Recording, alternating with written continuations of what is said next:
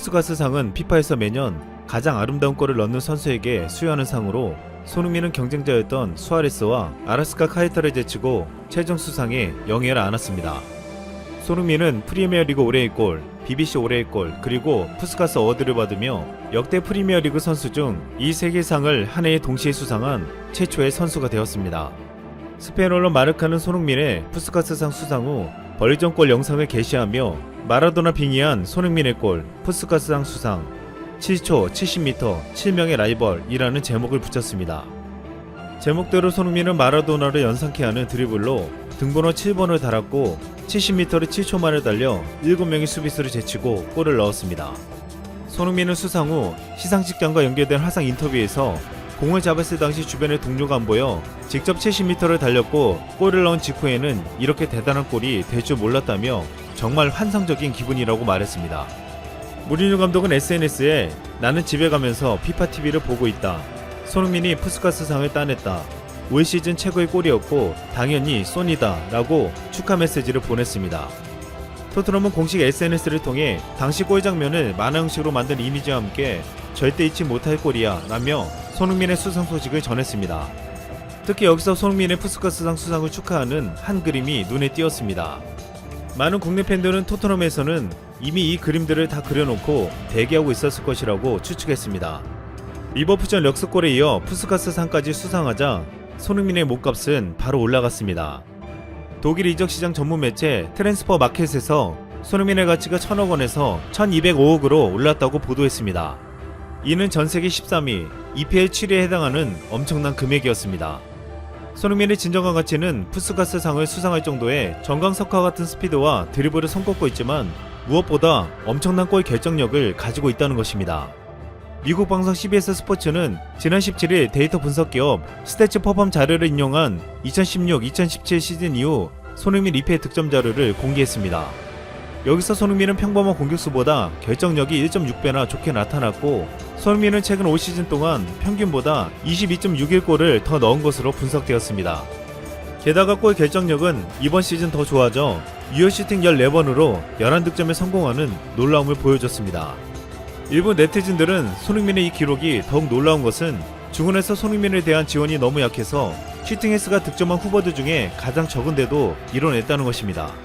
그러면서 한 네티즌은 손흥민의 진정 강팀이 있었다면 훨씬 더 많은 골을 넣었을 것이라고 말했습니다. 이번 푸스카스상이 50%는 팬투표로 결정되기 때문에 일각에서는 한국의 극성 팬들이 몰려들 것이라고 말하기도 했습니다. 하지만 팬투표 1위는 손흥민과 수아레즈가 아니었습니다. 오버헤드킥을 보여준 우루과이 출신 아라스카에타가 1위였습니다. 손흥민은 팬들 투표에서는 밀렸지만 축구 전문가 패널 투표에서 결과를 뒤집었습니다. 패널 투표에서 3명 중 가장 많은 13점을 얻어 합산 결과 24점으로 1위가 된 것입니다. 아라스카에타는 3명 중 가장 낮은 9점으로 22점, 수아레즈는 패널 투표 11점으로 20점이었습니다. 이렇게 손흥민의 골은 팬들의 많은 지지도 받았지만 축구 전문가들이 더욱 인정하는 놀라운 골이었습니다.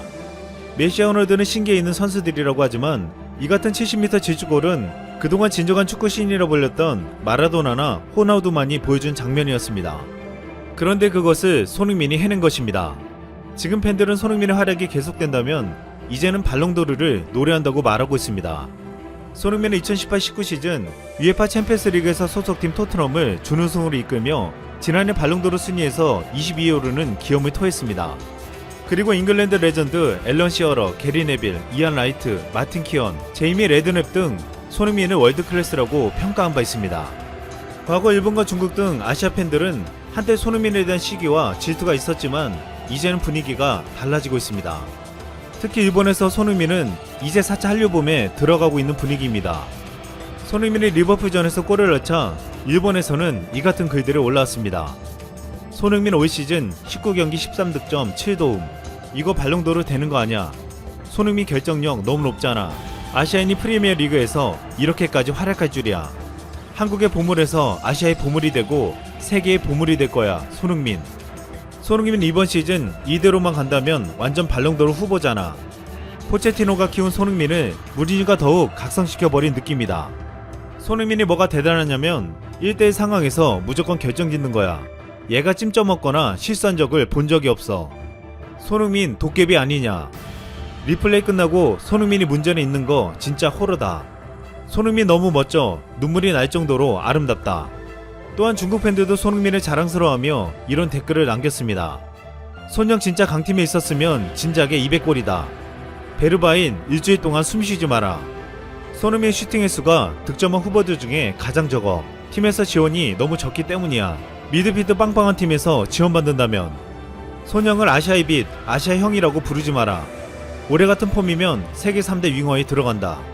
토트넘 역습은 카메라도 못 따라가네. 손흥민은 지금 이렇게 아시아의 자랑이 되고 있고 이제는 발롱도르 얘기가 나올 정도로 전세계 주목을 받고 있습니다. 손흥민이 푸스카스상을 받을 때 피파 올해의 남자 선수상은 레반도프스키가 받았습니다. 이로 인해 앞으로 메날드 독식 시대가 끝나가고 있다는 말이 나왔습니다. 최근 10년간 피파 올해의 선수상은 메시와 호날두의 몫이었습니다. 그런데 2020 피파 올해의 선수상에 레반도프스키가 호명되자 순간 호날두의 표정이 축구팬 사이에서는 화제가 되기도 했습니다. 레반도프스키가 수상자로 발표되는 순간 호날두는 팔짱을 끼고 앉아 뭔가 불만이 많은 듯 못마땅한 표정을 짓고 있는 장면이 포착된 것입니다. 이 투표에는 벤투 감독과 손흥민도 레반도프스키를 1위로 꼽았고 거의 대부분이 호날두를 외면했습니다. 지난해에도 메시가 이 상을 수상하며 호날두는 이전에 자신이 상을 받지 못할 거라는 예측 보도가 나오자 근육 피로감을 이유로 시상식에 불참했습니다. 베스트 남자 선수상 투표에서도 경쟁자인 메시와 반다이크를 빼고 다른 선수들에게만 표를 준 게 공개되기도 했습니다. 국내 팬들에게 날강도라 불리며 인식이 안 좋은 호날두는 이제 전세계 축구 팬들에게도 속 좁은 모습으로 놀림거리가 되고 있습니다. 그리고 한 축구팬은 이제 손흥민은 발롱도르와 더불어 피파 올해의 선수상까지 노래한다고 말하기도 했습니다. 여기는 손흥민의 실력과 더불어 훌륭한 인성이 앞으로를 더욱 기대하게 만든다는 것이었습니다. 손흥민은 최근 인터뷰에서 자신에게 가장 기억 남는 골은 푸스카스상을 안겨준 벌리전 원더골이 아니라고 했습니다. 손흥민은 2015-16 시즌 유로파리그 카라바오전에서 2골과 프리미어리그 6라운드 크리스탈 팰리스전 득점을 최고로 꼽았습니다. 이 골들은 손흥민이 지금의 커리어를 시작하게 만든 골들이었습니다. 손흥민은 이 골들이 지금의 자신을 만들었다며 초심을 잃지 않는 모습을 보여줬습니다. 또한 현지에서 월드클래스라 평가하고 있는 것에 대해서 손흥민을 세계적인 선수들과 비교하기에 한참 부족하다며 겸손하게 말했습니다. 그러면서 앞으로 경기장에서 훈련장에서 더 많은 것을 해내야 한다고 했습니다. 영국 매체 풋볼 365는 손흥민이 축구팬들로부터 사랑받을 수밖에 없는 3가지 이유를 이렇게 말했습니다. 첫 번째는 손흥민은 많이 뛰고 피곤한 기색을 보이지 않는다는 점. 두 번째는 경기장에서 이기적이지 않고 늘 헌신적인 모습을 보여준다는 점. 마지막으로 토트넘에서 6년을 보냈는데 한 번도 소란을 피우지 않았다는 것입니다. 손흥민은 그들이 보기에 실력도 인성도 최고였습니다. 손흥민은 새벽에도 자신을 응원하는 한국 팬들에게 이렇게 말했습니다. 표현이 서툴러서 더 좋은 표현을 할 수 없습니다. 감사하다는 말로도 부족합니다. 더 성장하고 발전하는 모습을 보여주겠습니다. 일본의 신종 코로나 바이러스 감염증 확산 상황이 심상찮다. 코로나19 진단 검사가 부족해 실제 감염자가 현재의 10배에 달할 것이란 전문가 분석이 나오는가 하면 코로나19 대응 주무부처 장관이 자가격리 상태에 들어가는 등 확산세가 이어지고 있다. 일본 정부의 긴장감이 고조되고 있는 것으로 전해졌다. 27일 니혼게이제이 신문에 따르면 일본 후생노동성이 코로나19 클러스터 대책반에 참가하는 니시우라 히로시 홋카이도대 교수는 일본의 코로나19 확산 상황과 관련해 현재 코로나19 확진자 수는 빙산의 일각이라며 실제는 10배 이상이라고 주장했다. 니시우라 교수는 의도부 현별로 상황을 분석한 결과 일부 지역에서 확진자 수가 크게 변화가 없는 경향이 보이는 것을 두고 실제 감염자 수는 하루에 검사할 수 있는 상한을 웃돌고 있다고 지적했다. 니시우라 교수는 증상이 가볍다는 이유로 검사를 받지 않은 감염자도 있는 것으로 보인다며 실제 감염 상황을 확인하도록 검사 태세를 확충할 필요가 있다고 강조했다. 앞서 아베 신조 총리는 유전자 증폭 검사 능력을 하루 2만 건으로 확대하겠다고 밝혔으나 이달 1에서 23일 하루 평균 PCR 검사 실적은 6,800건 수준에 그치고 있다. 마이니치 신문도 지난 23일 일본의 실제 감염자 수가 확진자의 12배에 달할 수 있다는 도쿠다 야스하루 오키나와 임상연구센터장 인터뷰 기사를 보도한 바 있다. 일본 정부 내 코로나19 확산세도 지속되고 있다. 일본 코로나19 대응 사령탑을 맡고 있는 니시무라 야스토시 경제재생 담당상도 전날부터 자가격리에 들어간 것으로 이날 알려졌다. 니시무라 경제재생 담당상은 지난 19일 도쿄대 병원을 시찰했는데 당시 동행했던 내각관방 코로나19 감염대책 추진실 소속 한 40대 남성 직원이 닷새 후인 지난 24일 코로나19 확진 판정을 받았다. 니시무라 경제재생 담당상은 이 확진자의 농후 접촉자에 해당하지는 않지만 예방적 차원에서 전날부터 자가격리를 시작했다. 니시무라 경제재생 담당상은 전날 예정됐던 기자회견을 취소하고 아베 총리 주재의 코로나19 대책본부 회의에도 불참했다. 그는 전날 밤 NHK와의 생방송 프로그램에 출연하는 대신 화상전화 연결 방식으로 가진 인터뷰에서 보건소에서 노후 접촉자에 해당하지 않는다는 확인을 받았지만 만일의 경우에 대비해 감염을 확산시키지 않기 위해 재택근무를 하고 있다고 설명했다. 이와 관련 아베 총리는 전날 총리 관저에서 기자들에게 최대한의 주의를 기울이는 것이 필요하다며 정부 차원에서 위기관리에 온 힘을 쏟겠다고 강조했다. 정부 부처 공무원들의 확진 사례도 잇따르고 있다. 전날 국토교통성 자동차국 소속 20대 남성 직원이 확진 판정을 받으면서 자동차국에서만 감염자가 8명으로 늘었다. 국토교통성 내에 감염자 집단이 생겼을 것이라는 분석도 나온다고 있다고 이혼게이제이는 전했다.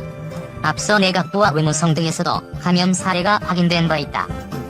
이혼게이제이는 중앙관 청가에서 각지로 바이러스가 퍼지고 있다고 해도 이상하지 않은 상황이라며 정부 인사들의 감염으로 정책 기반과 집행에 차질이 빚어질 수 있다고 지적했다.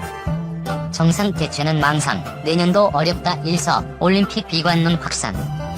올 7월 개최 예정이던 도쿄올림픽이 내년 여름으로 1년 연기된 가운데 최근 일본에서 내년 개최도 어렵다는 비관론이 확산되고 있다.